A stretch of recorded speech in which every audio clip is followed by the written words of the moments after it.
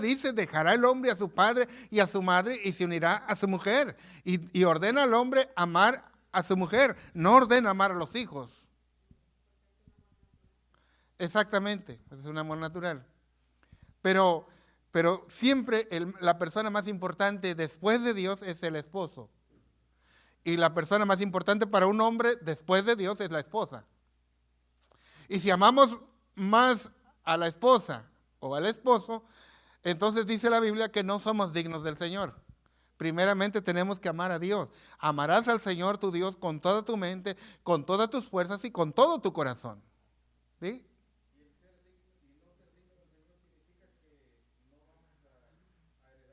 Exactamente. Exactamente. Porque Dios ordena un enamoramiento total. Amarás al Señor tu Dios.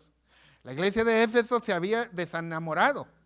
Dice, tengo contra ti que has dejado tu primer amor. O sea que a Dios le gusta un amor, ¿cómo se le llama cuando uno está enamorado que hasta ve a la persona y suspira uno y siente como que el estómago mariposa, no sé, o se le infla o se le hace un hueco aquí, cuando ve a la persona amada? Así quiere Dios que le amemos a Él, en un amor así, original y genuino, que nos haga levantar los poros de la piel, así. Hay un cántico que dice, yo quiero enamorarme más de ti. Y a veces yo se lo digo en oración al Señor, dime.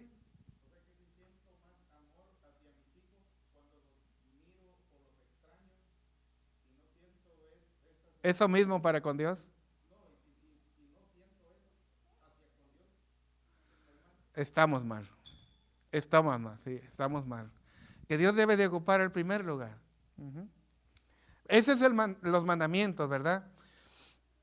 El Salmo 63:1, Salmo 63:1, dice, Dios mío eres tú, de madrugada te buscaré. Así dice, Dios mío eres tú, de madrugada te buscaré. ¿Qué significa eso?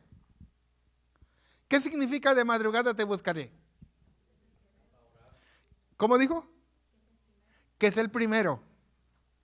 No creo que a la 1 de la mañana despierte a la mujer, a las 3, 4 de la mañana. Déjela que duerma. No creo que vaya a ver un amigo a esa hora. Y si él está pidiendo que a la madrugada, significa que quiere ser el primero. Si le damos a Dios el primer lugar, Él también nos contestará a primera hora. Dice que quien le busca de madrugada la encuentra. Entonces Dios siempre es el número 1 de prioridad. Para un cristiano fiel, para un cristiano que no le importa nada, sancochado, podríamos llamar, o ¿cómo? Tibio, pues eso no le importa. No me importa, Dios al último, no importa. Si tengo tiempo y si no, pues no, estoy muy ocupado. Sí, pero a un cristiano fiel, el primero siempre es Dios. Amén. Ahora, en segundo lugar está la familia. La familia. Yo le digo a mi esposa, ¿sabes? Tú eres la segunda persona que más amo en el mundo. La segunda. No eres la primera.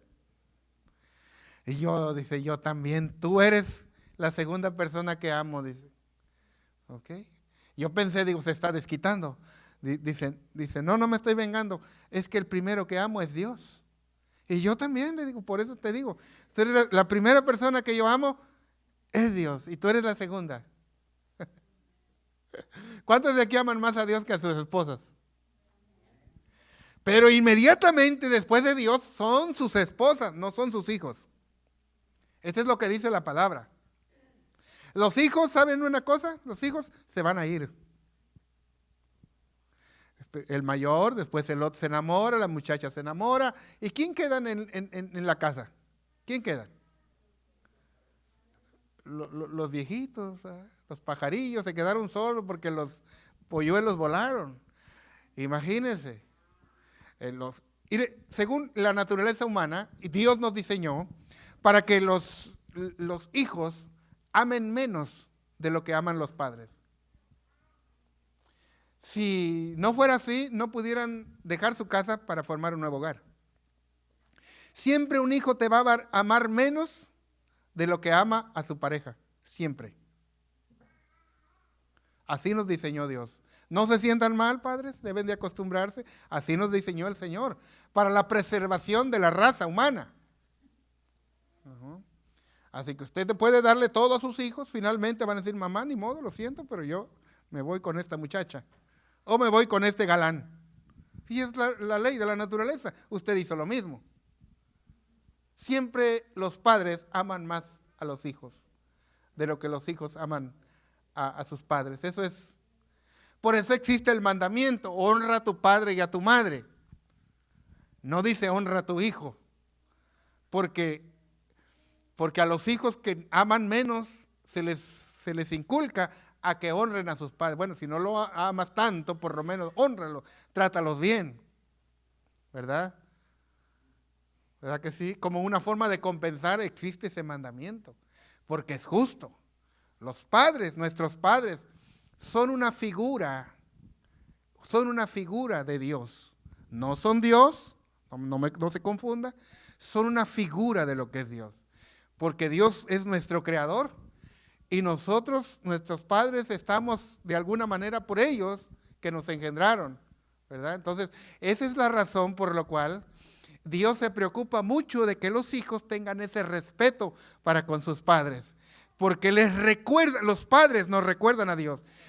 De alguna u otra manera, cuando un niño, sus padres son buenos, cuando se acercan a Dios, dice, es que Dios debe de ser maravilloso, porque yo tuve un padre maravilloso.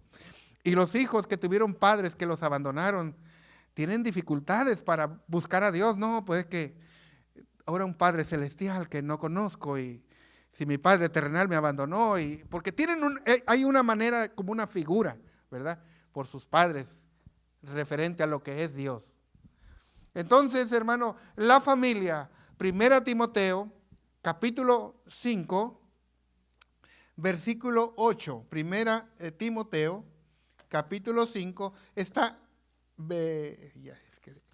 antes de Tesalonicenses.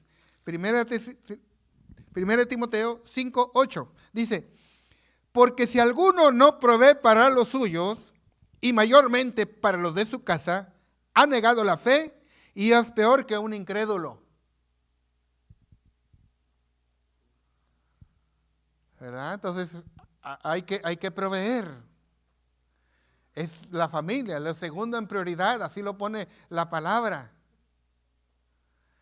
No podemos andar quedando bien en otras casas y dejando nuestra casa mal. Y a mí me gusta cuando las hermanas vienen a barrer, porque digo, nos une, porque lo hacemos, decimos, nos da un sentido de pertenencia. ¿Por qué barres en la iglesia? Porque es mi casa. Pero no puedes barrer la iglesia y dejar tu casa sucia. Vale, limpiar primero tu casa. Amén. Está bonita la iglesia, pero también tu casa. Primero allá deja limpio todo. No digas, ¿por qué no has limpiado la mesa? Hay mucho papel tirado aquí. Mi amor, es que yo fui a la iglesia y te barré, dejamos bien limpio. Pero ¿y tu casa? Primero es la casa, hermano. Amén. No podemos andar siendo dadivosos en otro lado si no nos dimos para el maíz, los frijolitos, el chile, en la casa. ¿Verdad? Primero tu casa.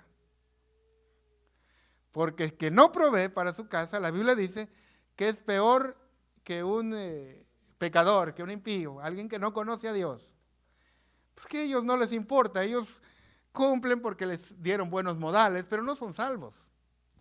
El hecho de tener buenos modales no significa que vamos al cielo. No somos salvos por obras, somos salvos por gracia. Amén. Y nosotros, porque somos salvos, tendremos que proveer para la casa. No podemos, ay mujer, no trabajé esta semana, ay, a ver cómo le haces, a ver qué le das a los niños. No, nada de eso. El hombre tiene la obligación de, no sé qué, voy a pedir prestado, no sé, o regalado, pero primero tiene que proveer para su casa, su familia. La mujer, no es obligación de la mujer que trabaja. Ahorita se da mucho que la mujer trabaje, ¿verdad? Y está bien, si quiere ayudar, bien, está bien, no estoy diciendo que es pecado. Pero la obligación es del varón. La mujer solamente es como ayuda, si lo quiere hacer.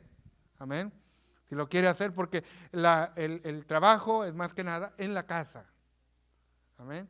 La Biblia siempre nos muestra que el hombre es el que provee, el proveedor. Amén. Cuando Adán y Eva pecaron, Dios no trató con Eva, trató con Adán. De que Dios se va a dirigir con el varón. Él es el responsable de su casa. La mujer, pues atiende a su casa, ¿verdad que sí? Educa a sus hijos.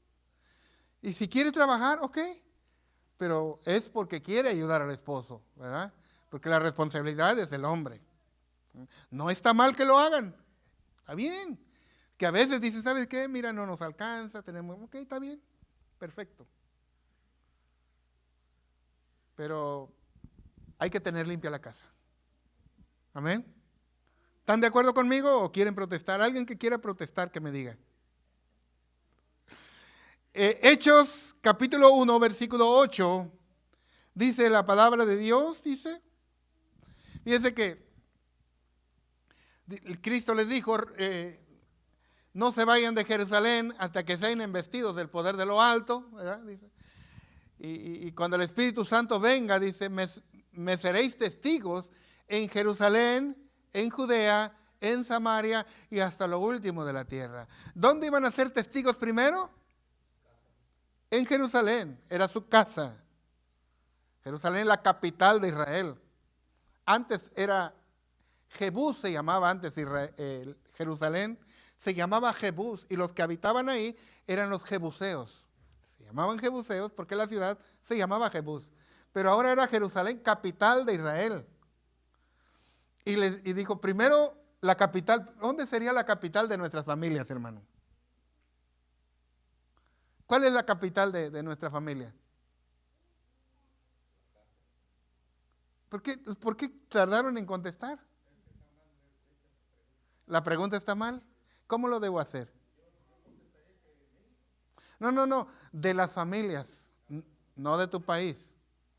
Ok, la esposa. Entonces, primero la casa.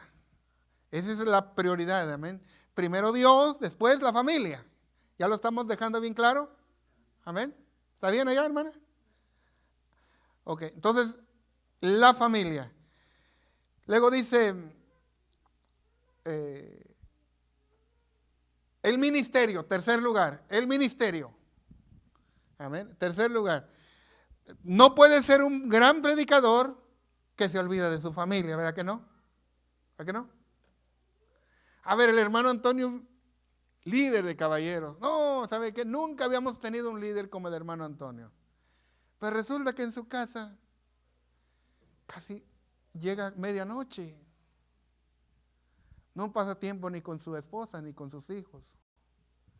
¿Sería un buen líder? No. O sea, por eso, hermano, la familia es, y después el ministerio. Es el ministerio. ¿Verdad? Que mi niño está enfermo, hermano, lo siento, pastor, pero mi niño está enfermo. Y claro, uno como conociendo el orden de prioridades, claro que sí, hermano, vaya, yo ocupo su lugar. Nomás dígame qué cosas iban a hacer y con gusto. Y que vaya y lleve a su niño. Porque él va a dar cuenta delante de Dios algún día. O mi hermana, ¿verdad? Entonces, si no puedes desobedecer al esposo por cumplir tu ministerio. Ay, Dios mío, ahora ya nos vamos a meter en problemas. Si yo le digo a Monse, te quiero aquí orando. Juntamente hay 5 mujeres orando y te necesito aquí. Resulta que el esposo de Monse, que es Joel, le dice, ¿sabes qué? Yo necesito unos papeles urgentes aquí.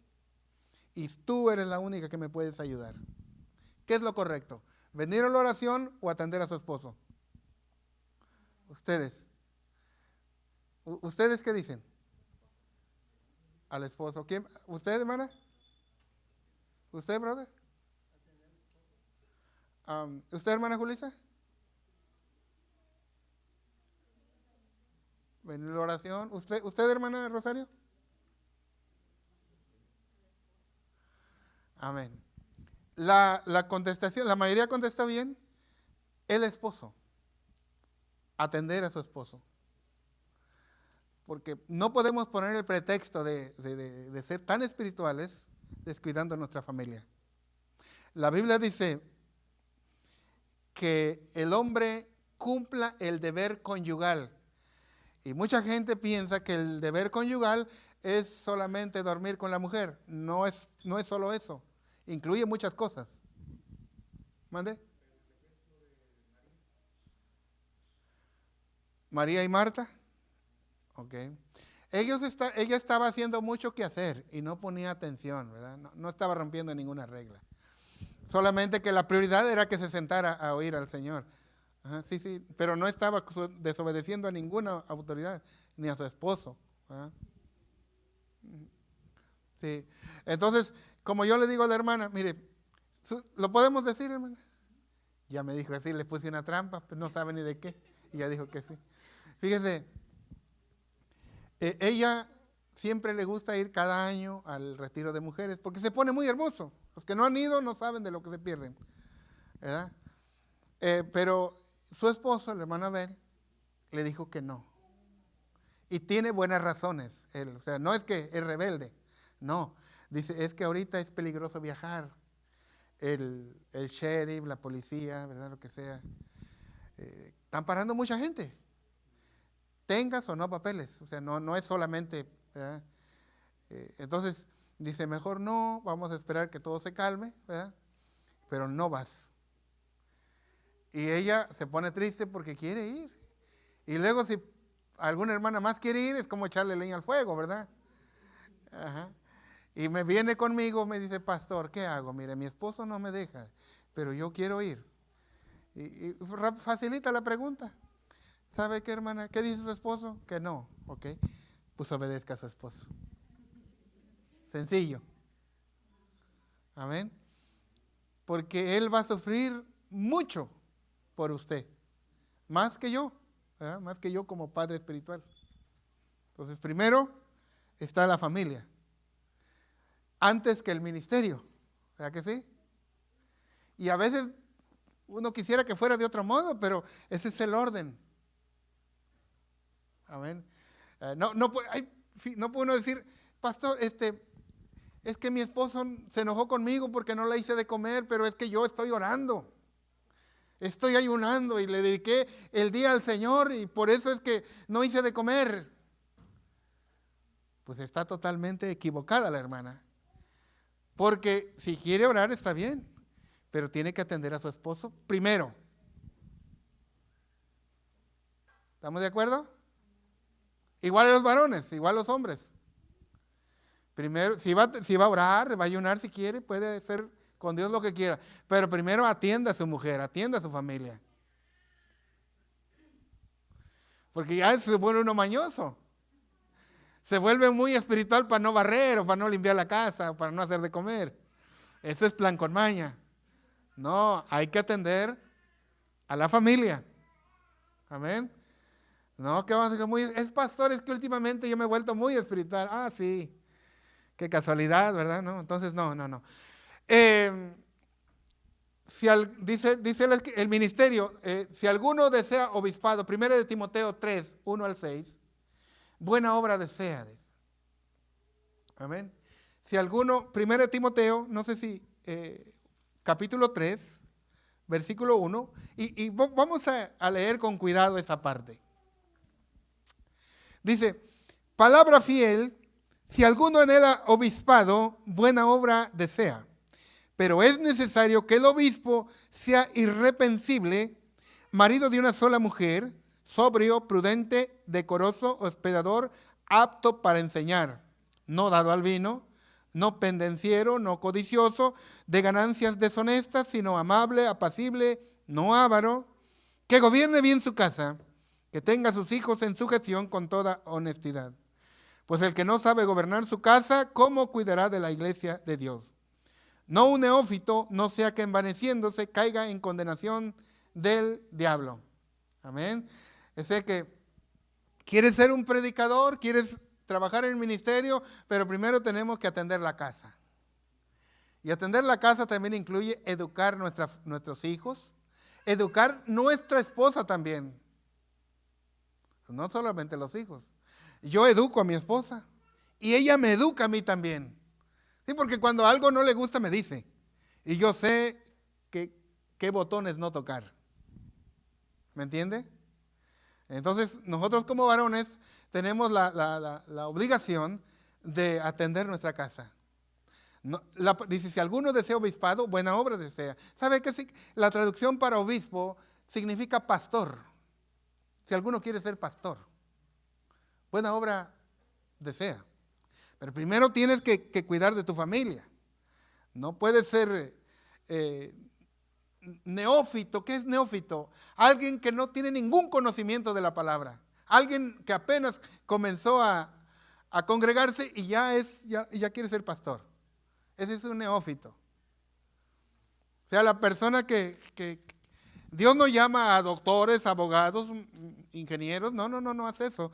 Pero sí quiere que la gente se prepare, que sepa enseñar, que sepa discernir la palabra. No cualquiera. Hemos sido acusados nosotros los protestantes de que un pastor no estudia, que no sabe nada. Es mentira. Habrá uno que otro que le dan una misión para que comience, y eso es normal. El cuidado, es un laico, ¿verdad? Yo comencé siendo laico, pero después hay que estudiar, hay que prepararse. Eso es lo que dice la Escritura, no un neófito. Amén. Entonces tenemos que prepararnos y tenemos que cuidar nuestra casa, nuestros hijos. Si no podemos cuidar nuestra casa, ¿cómo vamos a cuidar la iglesia, la congregación? Dice mi esposa cuando Dios nos llamó al ministerio, todas las cosas se fueron dando. Ni siquiera las busqué. De pronto me quedé a medio río y tuve que nadar, hermano. No, yo nunca busqué esto. Y cuando nos quedamos ahí, mi esposa se me molestó conmigo, no me habló un buen tiempo. Con esto ya sabrán que se me puso roñosa.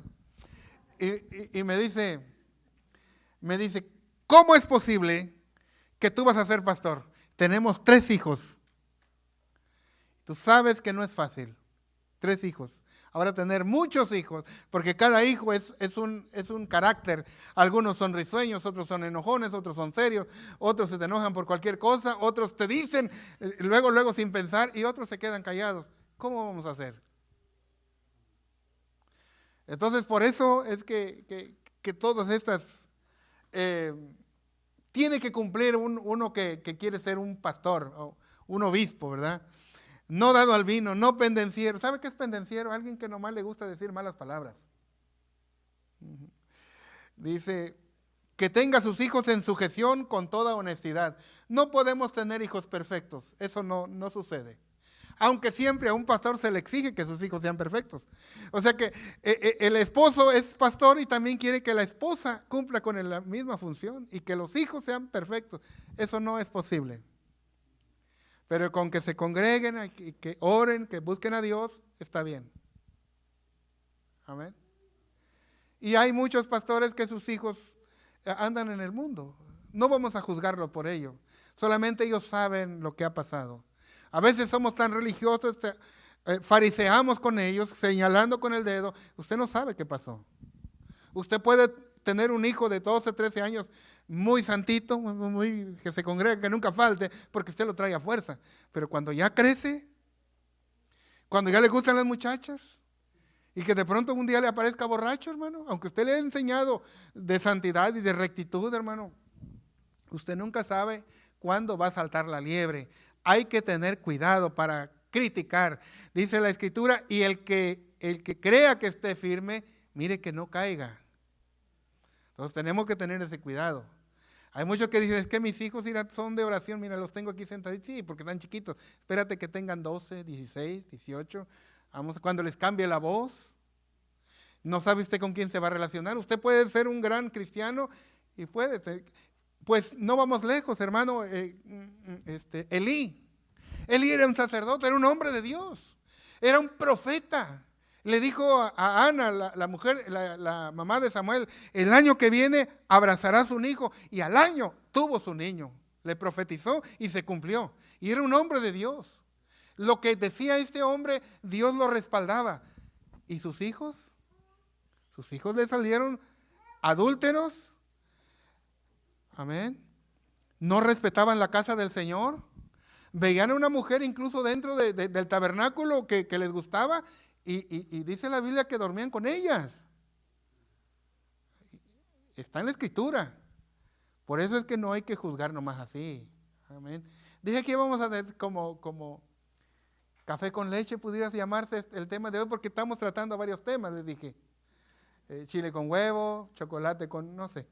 Ok, el trabajo. Tenemos que buscar un trabajo porque es la cuarta prioridad. Cuarta prioridad. No podemos dejar de trabajar. Tenemos que mantener nuestra casa.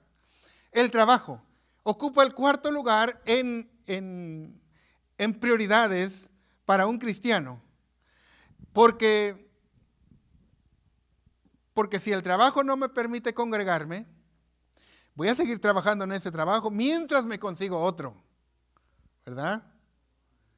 No, pues que aquí voy a jubilarme. No. Pues te vas a perder, hermano, te vas a enfriar.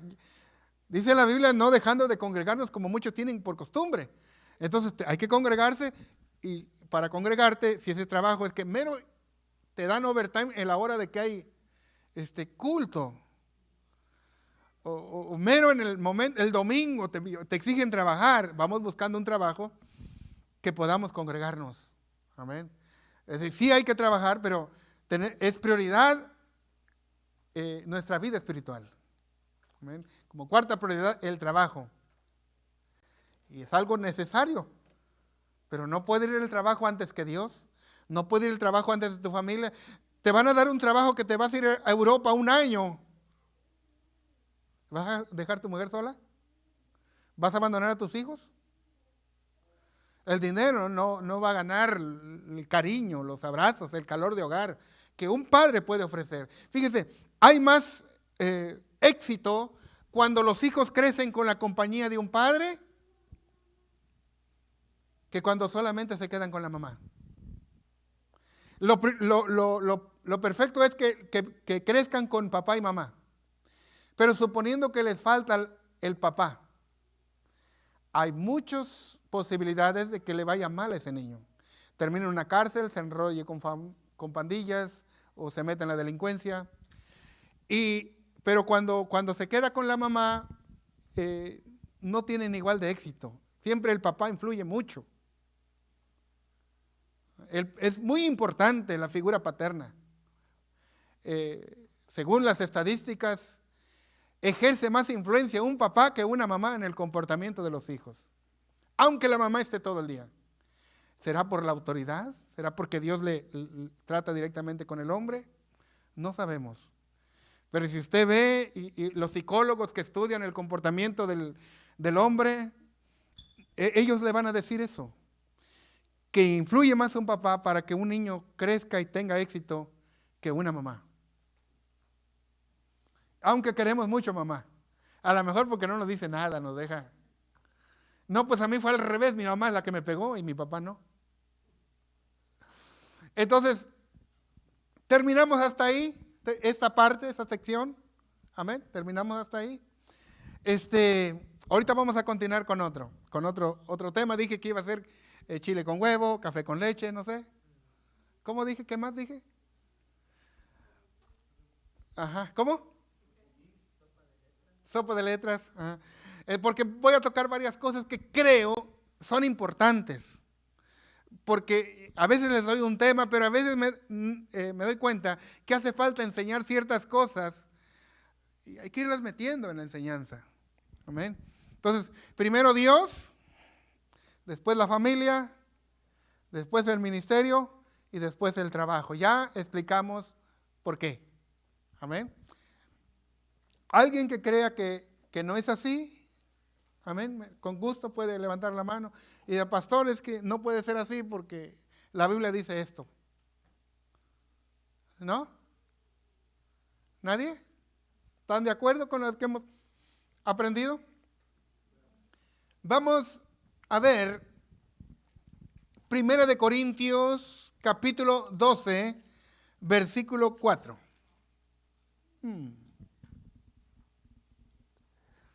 Y voy a 4 al 11. Lo voy a leer lo voy a leer y usted pone atención. Voy a tratar de leer pausado para que usted me entienda. Dice, ahora bien, hay diversidad de dones, pero el Espíritu es el mismo. Y hay diversidad de ministerios, pero el Señor es el mismo. Y hay diversidad de operaciones, pero Dios, que hace todas las cosas en todos, es el mismo. Pero a cada uno les dada manifestación del Espíritu para provecho. Pero a este les dada por el Espíritu palabra de sabiduría. A ver, diga palabra de sabiduría. A otro palabra de ciencia, según el mismo Espíritu. Y está la letra E mayúscula de Espíritu, significa que habla del Espíritu Santo. A otro fe por el mismo Espíritu, a otro dones de sanidades, a otro milagros, a otro profecía, a otro discernimiento de espíritus, diversos géneros de lenguas y a otro interpretación de lenguas. Versículo 11. Pero todas estas cosas las hace uno y el mismo Espíritu, repartiendo a cada uno en particular como Él quiere. Lo puse antes, pero lo voy a dar como lo escribí. ¿Cómo discernir un espíritu? Vamos a ver discernimiento de espíritus. Voy a tratar de explicar los diferentes dones del espíritu. Pero, ¿cómo discernir un espíritu? Y esto les va a ayudar a mis hermanos que ministran o que participan en el altar. ¿Cómo discernir un espíritu? Pues claro, eso es un don de Dios. Pero igualmente tenemos que ejercitar los dones.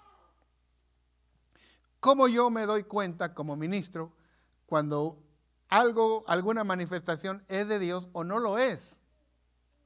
¿Cómo? Una de las cosas que he notado en mi experiencia, pues no tengo una gran experiencia, pero las cosas que nos han tocado ministrar, noto que a veces cuando me acerco a una persona, siempre hay un impacto en el mundo espiritual. Y cuando una persona tiene una influencia demoníaca, no necesariamente posesión, una influencia, ¿verdad? Y en otra clase les explicaría yo la diferencia, pero suponiendo que me acerca una persona que ha tenido que ver con brujería, inmediatamente la persona va a empezar a retorcerse, a voltear los ojos, a hacer gestos así, o a su cara, voltearla, o a gritar, o a caerse, por la presencia del Espíritu Santo, que la unción que Dios nos ha concedido. Nos ha tocado, nos ha pasado en algunas ocasiones, como una ocasión que fuimos a ministrar con mi esposa, me paré enfrente de la persona e inmediatamente comenzó a retorcerse, por la unción, por la presencia de Dios. Y comencé a leer y empezó a querer a caerse, ungí la casa y cuando le digo en el nombre de Jesús, paz, cayó al suelo. Eso fue todo. Pero siempre esa es una de las maneras. Discernimiento espiritual se llama este don. Otra ocasión, es que son varias maneras, hermanos, en la que el Espíritu Santo le muestra a usted que algo no anda bien. Otra ocasión estaba ministrando. Ahorita estoy diciendo mis experiencias, ahorita lo voy a ver con la palabra. Porque cada enseñanza debe ir fundamentada ¿en qué? No en experiencias, pero les cuento lo que me ha pasado. Venía yo ministrando como aquí estaba una muchacha, unos 13, 14 años. Vengo aquí y aquí mero me mareo y me quiero caer. Aquí hay algo. Esa es la forma en que a veces el Espíritu de Dios me está mostrando que hay algo. Una ocasión me dijeron, ella quiere que usted ore por ella. ¿Ok? Pongo mi mano y mi mano se queda aquí. No baja. Hay una fuerza que me impide poner mi mano. Digo, aquí hay algo. Es el modo de que uno se da cuenta que hay algo. Otras ocasiones Están orando, yo me paro enfrente y veo algo raro, digo, en el nombre de Jesús. Y empiezan a manifestarse con movimientos no naturales, raros. Es que hay algo ahí. Ese es discernimiento de espíritu. El Espíritu de Dios le da a usted la capacidad para darse cuenta qué está pasando. Cuando una persona miente, cuando una persona dice la verdad, es el don de discernimiento. Amén. Entonces, vamos con la palabra. Amén. Vamos con la palabra. Vamos a ver la palabra de sabiduría. Hemos dicho, enumeramos los dones según hemos leído. Palabra de sabiduría. Hechos capítulo 4, versículo 13. Hechos 4, 13. Dice, entonces viendo el denuedo de Pedro y de Juan, y sabiendo que eran hombres sin letras y del vulgo, se maravillaban y les reconocían que habían estado con Jesús. Porque ellos habían hecho el milagro de levantar al cojo que estaba en la puerta la hermosa, la puerta del templo. Dijeron, no tengo plata ni oro, pero en el nombre de Jesucristo, levántate y anda. Y obraron ese milagro, ¿verdad? Claro, fue Dios que lo hizo. Pero después ellos tuvieron que explicar qué había pasado y aprovechó Pedro para predicar. Y les dijo un sermón maravilloso. Y la gente se maravillaba, dice, porque eran hombres sin letras y del vulgo. En otras palabras, en español se los voy a decir, en mexicano. Eran ignorantes, eran analfabetos, sin embargo hablaban como doctores, como maestros, como filósofos. Pero era el don, palabra de sabiduría que le da el Espíritu Santo. Es una habilidad sobrenatural dada por el Espíritu. No es normal. Amén. Ese es vemos actuando aquí la palabra de sabiduría. Viendo el denuedo con que Juan, sabiendo que eran hombres sin letras y del vulgo, se maravillaban, se sorprendían. El denuedo. ¿Qué es el denuedo? Denuedo es la forma de hablar sin temor y compasión, con arrojo, con valentía. Ese es denuedo. Y sin trabarse, es el Espíritu Santo a través de la persona. Amén.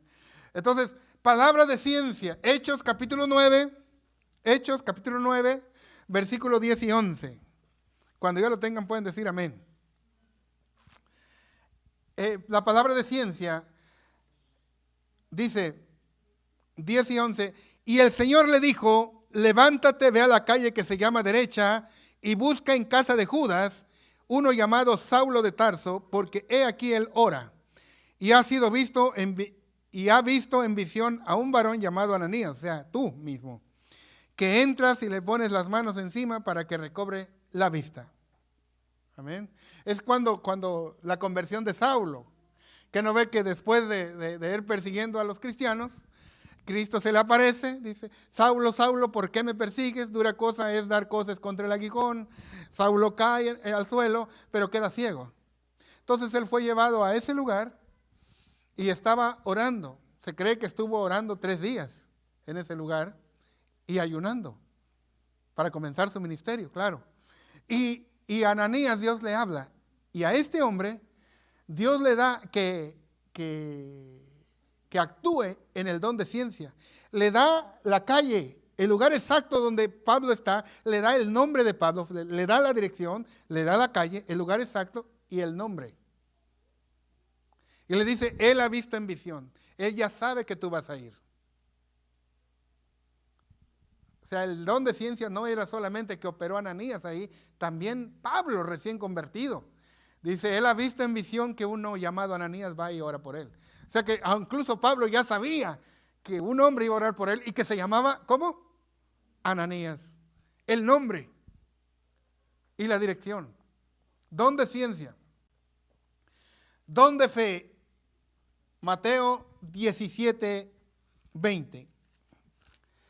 Dice, Jesús le dijo, por vuestra poca fe, porque de cierto os digo que si tuvieres fe como un grano de mostaza, diréis a este monte, pásate de aquí a allá, y se pasará y nada os será imposible. Porque recuerdan que él había maldecido a la higuera Y la higuera, cuando pasaron al otro día por el mismo lugar, estaba seca. Y dijeron, Señor, esta es la que maldijiste, está bien seca. ¿Ah? Dice, si tuvieres fe como un grano de mostaza, diréis a un monte que se aleje. O sea, milagros maravillosos, cosas impresionantes por el don de fe dado por el Espíritu, como don. Todo mundo tiene fe que le es dado del Espíritu para creer, ¿verdad? Todos creemos, ¿verdad? Por eso estamos aquí. Pero este don es para hacer grandes prodigios. Se podría decir que Pedro, antes de recibir la llenura del Espíritu, por la presencia de Cristo, caminó sobre el agua. Se podría decir que fue un milagro sobrenatural impresionante, ¿verdad? Entonces son el don de fe operando de esa manera. Los milagros, ¿verdad? También es otro don del Espíritu. Milagros como dijimos que el cojo, ¿verdad? De la puerta de la hermosa. No tengo oro ni plata, pero lo que tengo te doy. En el nombre de Jesucristo, levántate. Operando milagros por el Espíritu. Esos son dones que están para hoy. Esos no han terminado. En toda la historia de la cristiandad, en el siglo I hubo milagros, gente que hablaba en lenguas, que profetizaba. Siglo II, siglo III, siglo IV y así sucesivamente. Hay escritos que comprueban que la iglesia, que los dones no cesaron como muchos quieren hacer entender, sino que continuaron. Amén. A través de la historia de la iglesia, nuestros padres de la iglesia. Amén. Entonces, el don de profecía. Vamos a ver un hecho asombroso. Está en Hechos capítulo 11, versículo 28. Hechos capítulo 11, versículo 28. Hay quienes dicen que los profetas, que Juan el Bautista fue el último profeta. ¿Cuántos han oído que les han dicho así? ¿Que Juan el Bautista fue el último profeta? ¿Nunca han oído eso? ¿Nunca les han dicho eso? Ok. Para con esto enseñar que todo eso ya terminó. Es que cuando Cristo lo dijo, hasta ese tiempo era el último. Es como que el América metió un gol, dice, el último gol. Pues, pero ¿qué pasó? El otro año siguieron metiendo goles, no es que ya no metieron. Nada más que en el momento en que jugaron metió uno o dos. Pero no quiere decir que después ya no van a meter. Entonces Juan el Bautista, en el momento de Cristo, era el último hasta ese momento. Pero siguió habiendo profetas. Como por ejemplo, Silas era un profeta que le acompañó a Pablo en su segundo viaje misionero. Bernabé era un apóstol. La Biblia lo menciona como apóstol. Y no es de los 12. Porque el que quedó en lugar de Judas se llamaba Matías. Entonces, aquí, hermanos, vemos a este hombre llamado Agabo, Hechos capítulo 11, versículo 28. Y eso ya fue, hermano, como en el año 50. 11:28 dice, y levantándose uno de ellos llamado, ¿cómo se llamaba? Agabo, daba a entender por el Espíritu que vendría una gran hambre en toda la tierra habitada, lo cual sucedió en tiempo de Claudio. Él profetizó que iba a haber una hambruna, cosa que sucedió. O sea que sí habló Dios. Y cuando es Dios, va a pasar. Cuando es el hombre se equivoca. Pero cuando es Dios el que habla, va a pasar. Entonces aquí vemos cómo este hombre está profetizando. Y no que Juan el Bautista era el último en el momento que Cristo lo habló con él, que dio testimonio, pero ya aquí ya Cristo había sido crucificado, ya estaba a la diestra del Padre. En el ministerio del apóstol Pablo, ahí está un hombre llamado Agabo. Y no es la única vez que profetiza. Otra ocasión agarró el cinto de Saulo y lo enredó y dijo, así van a hacer al dueño de este cinto. Lo profetizó. ¿Y qué pasó? Amén. Entonces, el don de profecía esta es la forma de cómo hombres de Dios los usa para profetizar. Hechos capítulo 16, versículo 17, un poquito más adelante, dice, vamos a leer del 16. Vamos a darle un aplauso a Cristo, hermano. Vamos a dar un aplauso a Cristo. Y quiero que le dé un saludo a la persona que está cerca de usted. Denle un saludo, no importa que sea su esposa o alguien que esté cercano. Amén. Amén. Este es un truco que hacemos los que enseñamos, ¿verdad?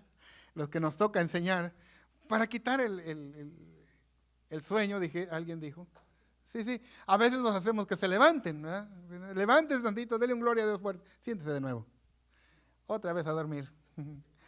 Entonces, hermano, estamos en Hechos 16, 17 y 18. Vamos a leer del 16. Aconteció que mientras íbamos a la oración, nos salió al encuentro una muchacha que tenía espíritu de adivinación, la cual daba gran ganancia a sus amos. Esta, siguiendo a Pablo y a nosotros, daba voces diciendo, estos hombres son siervos del Dios Altísimo, quienes os anuncian el camino de salvación.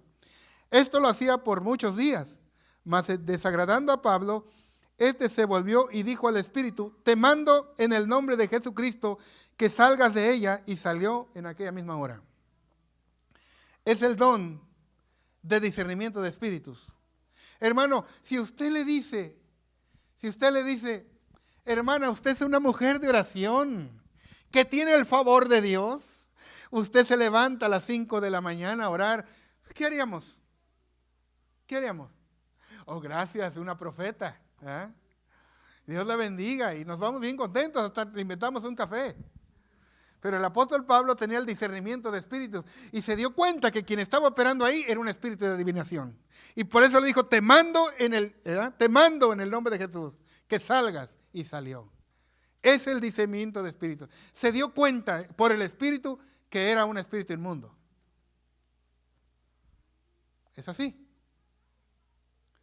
Puede haber gente que parece que está adorando y que está recibiendo, pero un hombre que tiene el don de discernimiento por el Espíritu sabe que esa persona no está adorando a Dios.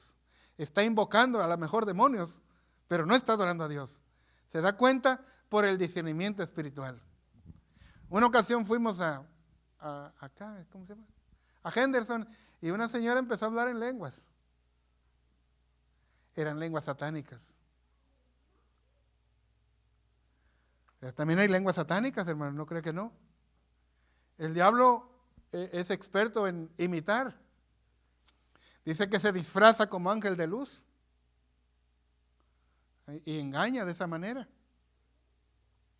Entonces, hermano, otra forma de darnos cuenta si una persona está siendo motivada por algún espíritu inmundo, 1 Corintios capítulo 12, 1 Corintios capítulo 12, versículo 3. Dice, por tanto, os hago saber que nadie que hable por el Espíritu de Dios llama anatema a Jesús. Nadie que hable por el Espíritu de Dios llama anatema a Jesús.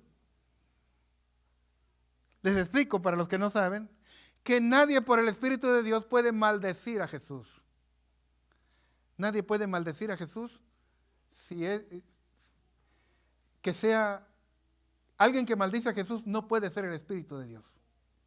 Usted ya con eso se está dando cuenta que ahí hay algo que no es de Dios.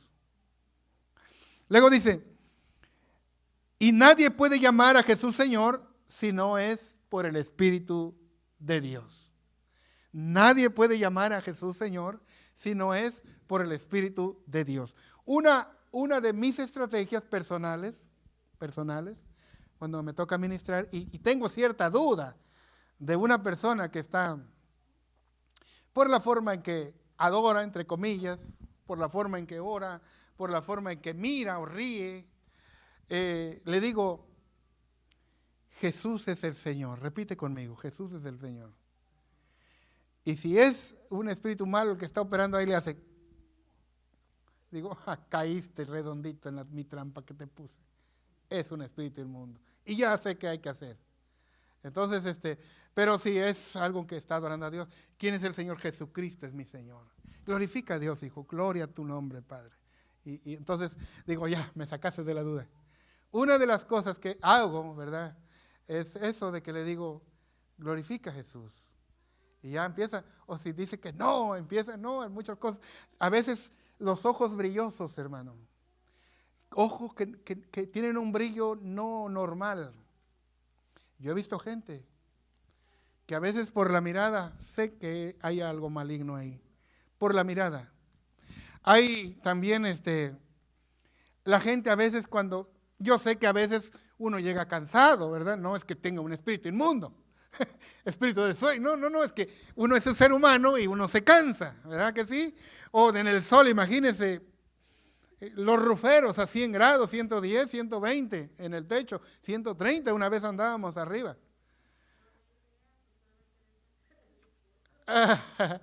Imagínense, llega uno bostezando, a veces uno se medio quiere dormir y no es que sea un espíritu inmundo, es el cansancio porque somos seres humanos, no es que el hermano sea carnal, que no ora, que es un sancochado hermano, un tibio hermano, no, es que está cansado, no, ¿verdad?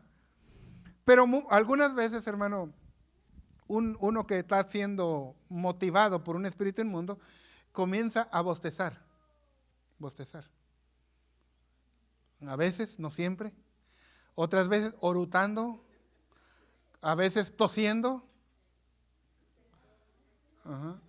Echando espuma por la boca. Hay varios casos en la Biblia. El joven, aquel lunático que dice que cayó echando espuma por la boca, que muchas veces se aventaba en el fuego. ¿Verdad? Que dice muchas veces el papá lo llevó para que sus discípulos no pudieron y Jesús dijo, tráiganmelo. Y le dice, ¿desde cuándo? Dice, desde su niñez. Dice. Muchas veces se avienta en el fuego. Es que el muchacho no se avienta en el fuego, es el espíritu inmundo que lo quiere matar. Cuando ve usted que una persona que está siendo atormentada por un demonio, que se avienta contra la pared, no es la persona. Es el espíritu inmundo que trata de matar a la persona. La Biblia dice que el ladrón viene para robar y para matar y para destruir. No es la persona. Cuando uno que está siendo movido por un espíritu inmundo, a veces te dicen groserías, malas palabras. Y dices, pero ¿cómo si no le he hecho nada? ¿Verdad? Creo que nos llevamos bien, acabamos de comer juntos. Es que no es él. Entonces, les enseño para que podamos tener una idea, por lo menos. Diga.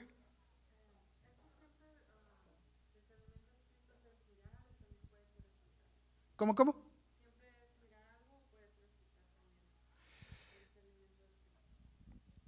A veces es porque, es que hay muchas maneras, hermano. A veces usted se da cuenta por su experiencia, también porque puede ser, no es que siempre es el Espíritu de Dios.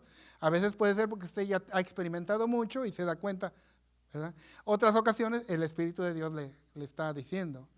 Hay maneras. En lo personal, yo cuando Dios quiere, cuando me pongo a ministrar, y algo Dios va a hacer con alguien. Un ejemplo, el hermano Antonio, ¿verdad? Y Dios lo está santificando, por ejemplo, el Espíritu Santo lo está consolando. Y a veces yo puedo sentir deseos de llorar. Yo. Lo que pasa es que el Espíritu de Dios me está mostrando lo que está haciendo con él. Y ya yo lo miro y digo, voy, oro por él. Y le digo, es el Espíritu Santo quien le consuela. Y el hermano empieza a llorar. Dios me lo mostró a mí para que yo pueda ministrar. No es para que yo me pare el cuello, es porque es como yo soy el pastor, siempre Dios va con la cabeza, ¿verdad? Entonces me hace sentir y ya yo voy y oro. Así, si una persona puede tener una influencia demoníaca, no necesariamente que esté poseída, una influencia demoníaca, entonces muchas veces, apenas hace como medio año, 8 meses, yo estaba yo de necio, aquí estaba yo necio, digo, porque estaba yo ministrando y digo, quería orar por una muchacha que estaba aquí. Digo, voy a ir a orar. Y yo siento del Espíritu Santo que no debo de hacerlo, que no me debo de acercar. Pero pues, se me fue el avión, ¿verdad? Empecé a ministrar por allá. Y ya por la inercia, y que voy, pum, que le pongo la mano. No tenía que hacerlo, el Espíritu Santo ya me había hecho sentir que no debía hacerlo. Pero se me fue el avión porque me entretuve por aquí, anduve ministrando y andando por aquí, pues ya que voy, y digo, pero el Espíritu Santo me dijo que no. Cuando yo le pongo la mano, yo sentí un latigazo aquí.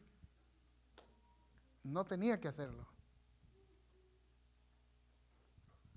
Entonces, hay que tener cuidado, nunca se confíe, nunca hay que confiarse.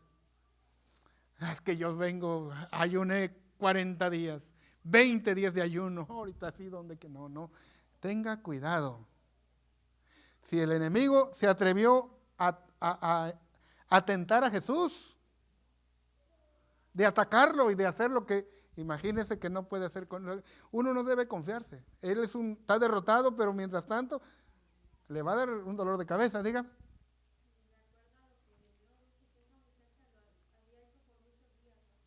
Sí.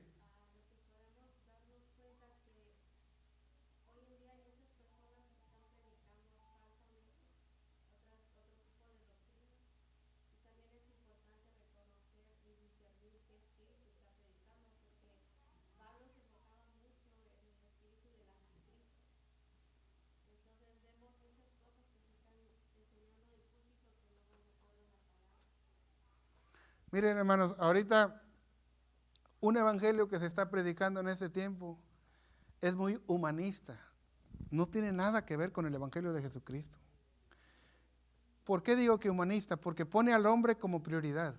Ven y el Señor te va a dar la paz que buscabas. Ven y se te van a acabar tus problemas. Ven y Dios te va a dar tu casa, Dios te va a dar un carro nuevo, Dios te va a dar un mejor trabajo, Dios te va a dar, al soltero ven y Dios te va a dar pues es que como que el evangelio está hecho para que el hombre goce de esta tierra. El evangelio es para arrepentirse y ser salvo y tener salvación y vida eterna. Ese es el evangelio. Y el evangelio, hermano, vamos a padecer, vamos a sufrir por causa del evangelio. Jesucristo fue crucificado. Los apóstoles todos murieron violentamente por predicar. El único que murió de muerte natural fue el apóstol San Juan. Los demás, hermano, comenzando desde Esteban, hermano, todos comenzaron o sea que esto es renunciar a nuestros deseos por buscar el reino de Dios. Por eso dice la palabra, dice la Escritura, dice, si alguno quiere venir en pos de mí, niéguese a sí mismo, tome su cruz cada día y sígame. Y tomar la cruz, hermano, es que a veces no vamos a hacer lo que nos gusta, sino que lo que a Dios le agrada. Eso es obedecer la Escritura. Pero ¿qué pasa ahora? Viene una casa, viene un carro. Veo en tus manos mucho dinero, joyas, porque quiere que le den una ofrenda. Es un evangelio totalmente adulterado. Ahorita mucha gente, hermano, ya ni siquiera predica salvación. Me sorprendió, Chayo me dijo un día, y me comencé a preocupar. Y a veces siempre que ustedes me dicen algo me preocupa y trato digo, a lo mejor es Dios a través de la persona. Y me dice ella, ¿por qué tantas predicaciones del Antiguo Testamento? Y digo, pues que ahí voy leyendo. Yo predico ahí porque ahí voy leyendo. Me llevo mi lectura. Termino en Apocalipsis y vuelvo a comenzar en Génesis, pero ahí voy. Por eso estoy predicando de ahí. Y es verdad. Pero después que le digo al Google, porque yo cuando voy a caminar o hago alguna actividad, yo casi no escucho música. Yo escucho enseñanzas, predicaciones,